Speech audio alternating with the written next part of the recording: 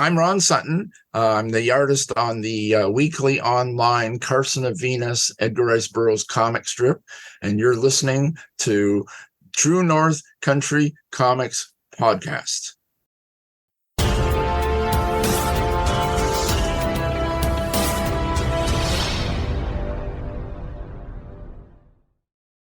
Welcome to the True North Country Comics Podcast, dedicated to promote Canadian comic book and graphic novel creators and supporters. I'm John Swinimer. On this episode, I chat with Ronn Sutton about Carson of Venus and more in preparation for Toronto Comicon 2024. This podcast is available on Apple Podcasts, Google Podcasts, and YouTube. Please like and subscribe to that video channel. Toronto Comicon is a spectacular 3-day sci-fi, horror, anime, gaming, and comic book event in Canada that attracts thousands of people to come to the Metro Toronto Convention Centre. Ron is an illustrator and comic book artist based in Ottawa. He's drawn several hundred comic books over the past 4 decades. This includes a 9-year stint illustrating nearly 50 issues of Elvira, Mistress of the Dark for Claypole Comics from 1998 to 2006. Among his many accolades, Ron has been honored with the Aurora Award nominations for Best Artist and Joe Shuster nomination for Best Webcomic Digital Comic. In 2022, Ron was inducted into the Joe Shuster Awards Hall of Fame. Ron's recent work includes the Frankenstein Visions art book, regular Comic Book Creator magazine portraits, and more. Ron is currently drawing the webcomic adaptation of Edgar Rice Burroughs' Carson of Venus. Carson of Venus is a story of Carson Napier, adventurer on Earth's neighbor world, who discovers that he's been tricked into delivering his own death sentence. Now he's trapped by the machinations of a cruel enemy and by his own honor. So without further ado, here's my chat with Ronn Sutton about Carson of Venus and more in preparation for Toronto Comicon 2024. So Ronn Sutton, thank you very much for taking time to chat with me. I'm glad to be here. Thank you. I appreciate your time. Before we get started with all the questions, I would like to know, what are you reading today? What's on your bedside reading table? Well, that hasn't really changed a lot over the last number of years. I mean, I'm still reading classic comic strips, so I'm still reading Prince Valiant by Hal Foster, and I'm still reading Flash Gordon by Alex Raymond. I'm reading Tarzan newspaper strips that were done by Russ Manning in the 1970s. And I can't read a word of it, but I have just gotten a copy of one of the Prince Valiant books, reprint books from Spain, because they're the only people that are reprinting any of the current Thomas Yates series. So I'm just looking at the pictures on that one. You can't find it anywhere in North America? They haven't been reprinted in English anywhere. They've been reprinted in Spain and they've been reprinted in Germany. And I wasn't quite sure what the books would look like exactly, whether they had been edited at all, or sometimes with these comic strip reprints, they'll rejig the panels and things or cut up strips to make them into actual comic pages. So I just ordered one single copy of one of the Spanish Prince Valiant books, and it's wonderful. So I'm going to be ordering the whole set, I guess, probably, although I have a lot of loose pages already. That's great. Well, we're here talking today because you're going to be tabling at Toronto Comicon. Yeah. So with that in mind, I'd like to ask you, what is it you like most about going to conventions? You know, it's there's a few things. I mean, probably the best part of conventions for me is actually getting to spend some time with people that I know. And maybe that's the same for everybody. I don't know. For me, I mean, what I'm looking forward to Toronto is I'm coming down to Toronto with my partner, Janet Hetherington, of course, and with my close friend, Jeff Isherwood. So we're coming all down together. And I mean, what I'm really looking forward to is seeing a couple friends, in particular, David Ross, who I've known since the 1970s, and Leonard Kirk, who I've known for, I don't know, almost 30 years at this point. You know, so that's the best part for me. It's nice talking to people. It's nice to sell a little bit of artwork, but I have a very select audience because I don't do drawings of Wolverine and Batman. You know, I'm doing my my adventure strip stuff. So yeah, so that's the best part for me, really. Cool. Do you have any past convention or festival experiences that stand out? Is there one particular opportunity where you met someone you admired or ran into someone you know? Well, a lot. I mean, I guess the first one that really stands out for me, and we have to go back a long, long, long time, and I may have told you about this before, but 1970, I went to my first American convention ever, big convention, and that was the Detroit Triple Fanfare, and I had gone there specifically to meet Bernie Wrightson and befriend him. And we had a lifelong friendship, including a number of months that I actually slept on his living room couch in 1972. I made a lot of friendships. I mean, I made friends with Jeff Jones the following year, and Jeff and I, again, were, friends until he died. And I met Michael Kaluta in 71 as well. And I even saw Michael just a few months ago in New York. So Nice. you know, With Toronto Comicon, I have to ask you, what will you be showcasing at the show? What will be on your table? Well, mostly I'm going to be bringing Carson of Venus, which is, of course, the weekly online Edgar Rice Burroughs comic strip I've been drawing for 3 years now. Actually, a little more than 3 years. I'm currently working on my 155th strip. Wow. Yeah, it's a lot. It really is a lot. I mean, I've done over a total of over 300 Burroughs pages at this point because The Man-Eater, we adapted the novel. It took us 3 years and 150 strips. So I'll bring a little bit of that. I'll be bringing the Carson artwork. I'm planning on drastically reducing the price of the originals, partly because much like when I was drawing Elvira, Mistress of the Dark for 9 years, I priced them quite low just because I wanted people to have them. And I mean, in the case of Carson, I'm doing very few conventions, so they're piling up. So I'm not one of those people that's trying to hoard all my own original art. I would rather have somebody else own it and people putting it on their wall. Nothing makes me happier than seeing people posting in various places photos of my artwork in frames on their walls of their homes. So yeah, so it'll be mostly the Carson stuff I'll be bringing with me, and of course a small variety of things that I've had published over the last number of years and prints and the usual stuff. So Sure.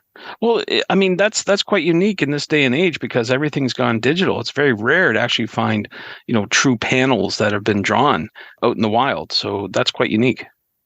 yeah, it's getting more old school the longer I work on this thing, because I mean I'm doing it in pen and ink, well actually with markers because I'm not using bottles of ink anymore. So I'm penciling, I'm inking it, I'm hand lettering it, and I'm adding old school zipatone, which is that dot patterns on sticky film that you attach, which used to be really popular in the 40s, 50s, and 60s. And now what I'm doing as well is I'm also using pebble board, which is basically a board with a texture on it. So you take a grease pencil or a black colored pencil and rub it on the surface, and you can create another texture. So of course, all this stuff is all adding to more work, which takes time. The problem I'm running into at the moment, though, is the zipatone, the sticky plastic film, and the pebble board aren't really all that compatible because the pebble board has less surface for the zipatone to adhere to, and modern zipatone is really low tack to begin with. So I am having some problems with having to re-glue down stuff afterwards. But anyway, It sounds like a lot of work. it is a lot of work. It takes me 3-4 days to do each single page of Carson, but it's really a labor of love. That's for sure. Yeah. Now you mentioned Carson of Venus there. I presume that's your major project that you have on the go. Is there any side projects you have going on? Yeah, I got a bunch of stuff at the moment, which is maybe a little unusual. I'm working on a pen in between Carson because Carson gets the priority, of course. I'm actually working on a 16-page romance story right now, which is called Without Love. And I've been working on it for a while because, like I say, it's sort of, I'm trying to get a little bit done in between the Carson pages. It's going into an anthology, which is called Another Time, Another Place. And what's sort of interesting, there's a lot of things that are interesting about it. One is it's written by Barbara Freelander.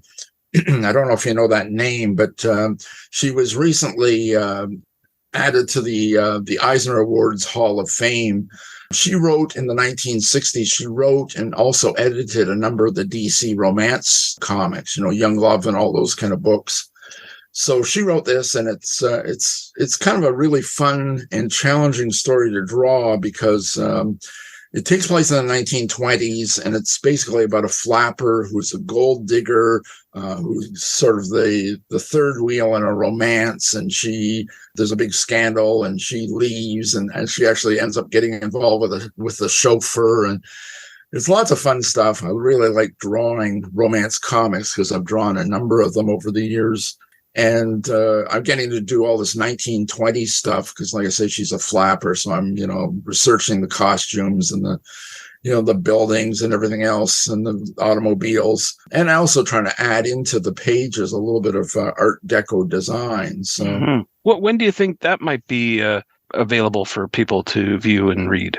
I wouldn't imagine probably at the earliest, probably late this year, because I've still got a few more pages to draw in it. And like I say, it's an anthology book.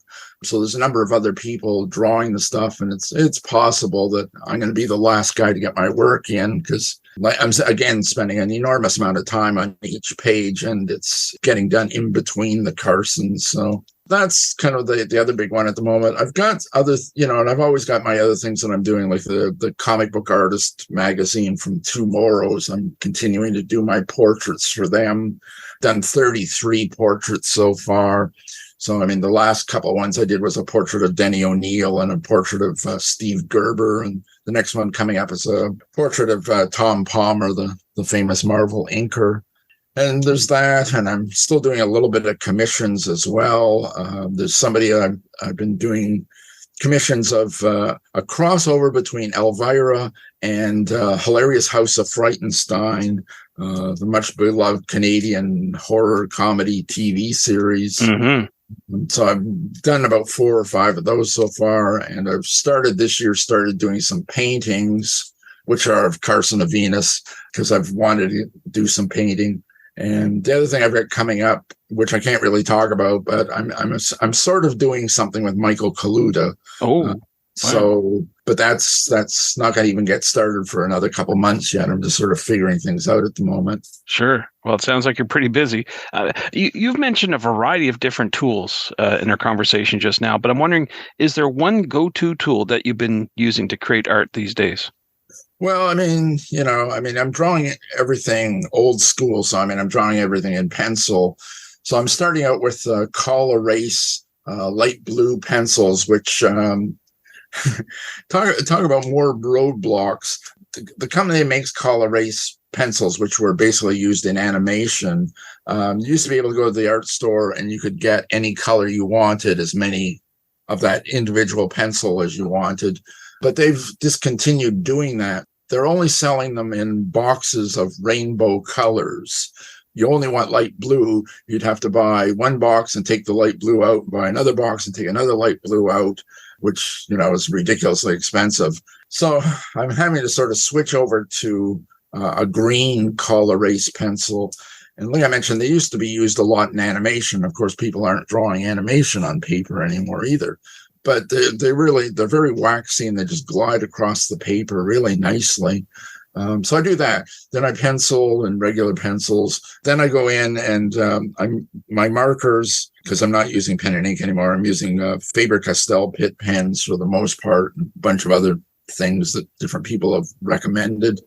The lettering I'm doing with a Pilot fine liner. Then I'm using my old school Zipatone. And like I say, the whole thing is all getting transferred onto Pebble board now. So, which again, the Pebble board, I'm even having problems getting. My good friend Jeff Isherwood came back from an art store in Buffalo with a wad of pages for me. So I'm very grateful to him for that. So you think this movement to digital everywhere, even in animation, is having an impact, I guess, on the traditional supplies? I guess you're seeing it firsthand. Yeah, I'm just very old school, and I'm very stubborn. And I guess what I think, well, I'm very old school and I'm very stubborn, and I just want to do it the way my heroes, like guys like Al Williamson and Alex Raymond and people like that worked, and I can finally sort of figure out how they drew specific things, but sometimes I can't get the materials that they used to recreate the effects that they were doing. So, I'm sure, if you're 20 years old or 30 years old, you would never even consider using the materials I'm using. You do everything digitally because it would just come far more natural to you. Right, But right. it doesn't come natural to me at all. Well, to each their own, I guess, right? Whatever works for you. Yeah. Well, you've proven you're a professional in the comic book field. So with all your years of experience, I'm wondering if someone were to come up to your table at the convention and said they're making their first comic book, what is the one piece of advice that you would give to that person? Well, I think people that are doing comics now should try pursuing self-publishing, and there's a whole lot of different venues. I mean, at one time, I think when I was growing up, all the artists, young artists I met, all wanted to work for Marvel Comics and DC Comics and, even Charlton and what have you. So everybody was sort of geared to doing superheroes. And I mean, those are the comics that, controlled the entire market. And it's not like that now. I mean, the sales on those kind of comics have just been plummeting and plummeting and plummeting. And there's now a variety of different ways that people get their comics distributed. So, I mean, they can do Kickstarters, or they can, publish online. So I think at this point, somebody that's starting out with a comic strip should really figure out what they want to do. And I guess what I'm trying to say is, when I was younger and the guys I was hanging out with, we weren't trying to create our own stuff. Everybody had their eye on, the big three comic book publishers, and we're trying to adapt their work to be suitable to Marvel or DC or whoever. And now I think what people should do is just think about what they like and what they enjoy drawing, what they enjoy reading, and just do that, go off on their own tangent and just have lots of fun with it. Sure, makes sense. Now, with all your projects that you have on the go, and there's a lot, I'm wondering, where do you recommend that people go online to find out about what you're up to now and in the future? Well, the two main things is, I've got a website, which is www.ronnsutton.com, and that's Ron with two N's, of course, RONN. That, and if you go on Facebook, I'm on Facebook, and I publish something on Facebook almost every day. I try to. And what I do is I will publish, when I'm working on a Carson page, I will publish the rough on one day, and then the following day I will publish the pencil artwork, and then the following day I'll publish the finished black and white artwork. Although I blur out the dialogue because there's people paying to read the strips eventually on the Edgar Rice Burroughs website. And of course, I don't have the color version. So the color versions are also on the Edgar Rice Burroughs website, which is where they're published theoretically every single week. Every Saturday, there's supposed to be a new one. Not always, but almost. Right. Well, Ron, those are all the questions I have for you. But I'm wondering, is there something I didn't ask that you want to get across in this interview? One other thing that I'm not working on right now, but will probably be available at the convention, is Martin Slam Duncan has published, in the process right now of publishing, his Frankenstein Visions book, which is 35 different artists all drawing scenes from the novel Frankenstein. So it's a 72-page book, and it includes artwork by myself and Jeff Isherwood and Dave Ross and Marco Rudy and a number of other artists. So that book, I think, is supposed to be out at the show. And if he's going to have panels about that, or sketch panels, whatever, I'll probably be involved in those too right at the show. Thanks to Ron for the chat. You can discover more about Ron at ronnsutton.com, that's RONNSUTTON.com, and on Facebook at facebook.com/ron.sutton. And thanks to you for listening to the True North Country Comics podcast. If you haven't done so already, please subscribe to and like this podcast on Apple Podcasts. And remember to check out the TrueNorthCountryComics.com website. True North Country Comics is now on YouTube. Please like and subscribe to that video channel and hit the notification button. Remember, you can follow along at True North Country Comics on most social media sites. Please send any and all feedback to John at TrueNorthCountryComics.com. Thanks for listening, and come back soon for another episode. Bye for now. True North Country Comics Podcast is copyright True North Country Comics, copyright 2024.